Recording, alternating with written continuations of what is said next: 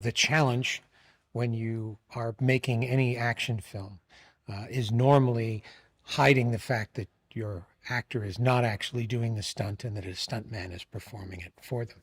Uh, the opposite is true for Mission Impossible.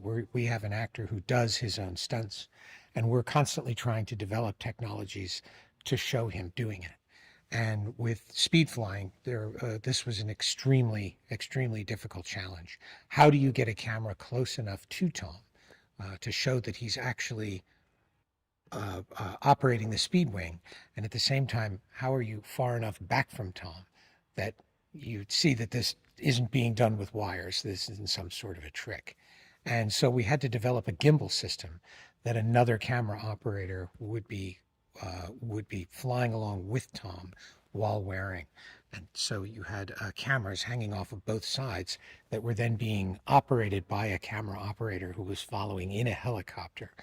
All of this equipment did not exist. It all had to be designed and purpose built for the sequence. Very early on, I told Tom that I wanted this next installment of Mission to have a sense of adventure. I wanted to make a bigger film, a more global film, uh, and part of that was making a more romantic film. And nothing felt as romantic to me as a train, as particularly the Orient Express. Um, and that, of course, when it collides with Mission Impossible, turns into an action sequence on a train, and it probably isn't going to end well for the train itself. Mission had done a train sequence before, all the way back in the first Mission Impossible. Uh, and a lot of that had been done on a stage. We wanted to do one that was practical. We wanted to build upon what was learned on that sequence and apply all of that knowledge to something practical and real. And that meant building a train where Esai Morales, who plays our villain, and Tom could be fighting on the roof of that train, and also how to wreck the train, how to wreck the locomotive, and in so doing, how do you keep that as a sequence? Once the train wreck happens, the sequence is over. How do we go beyond that? How do you have a train wreck happen so that you can stretch the event out? It's not one simple cataclysm, but many. That uh, that ambition uh, evolved into what is now the train wreck in our film, and it quite literally is a train wreck happening in slow motion. It was an extremely challenging sequence, not just to execute, but also to design.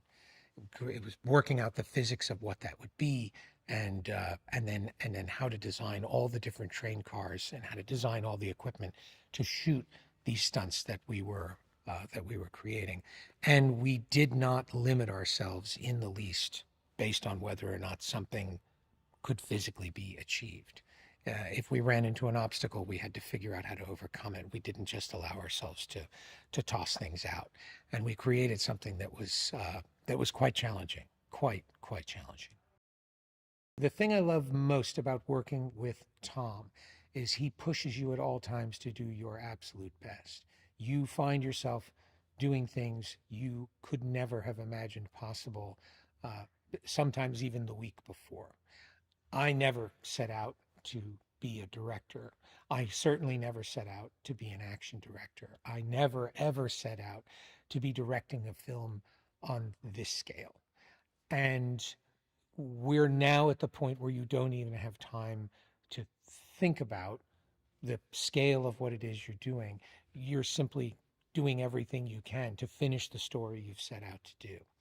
With Tom, there are no limits. He there and no limitations. He wants you to push him as much as he is pushing everyone else around him to do their best.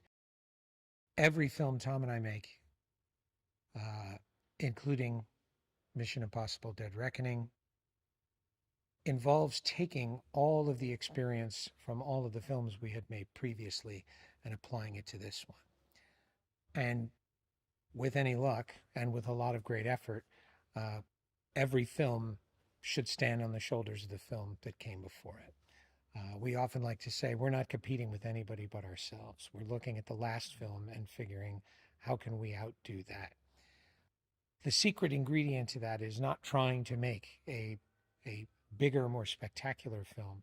It's trying to make a film that honors the films that came before it. You ideally just want to make a movie that belongs in the list with all of those other movies. And because we have acquired so much knowledge in the development of these sequences, many of which had never been done in quite that way, we feel a little more confident and a little more adventurous each time in terms of how far we can push ourselves, how far we can take it. Tom and I are most interested in you having the most immersive emotional experience possible. We want you to be as connected to the main character of the story as possible. And the more we do that practically, the more real and the more immersive that feels. There is something tactile, there is something unpredictable. We could not have predicted what the train looked like going off a cliff as realistically as it was depicted. For example, when that train launched off the cliff with cameras attached to the train, the rotation of the wheels created this strange sense of behavior in the cameras. Had we done it CGI, we never would have made that discovery. When we when we were on the gimbal and the train was bending in the way that it did, with all of the furniture behaving the way that it did, and there was grease on the floor. The actors are involved in something that is so unpredictable and so chaotic. There's an energy that you couldn't get from that had you just created it with CGI. The problem with CGI, and it's extremely useful in a lot of different ways, you get exactly what you want.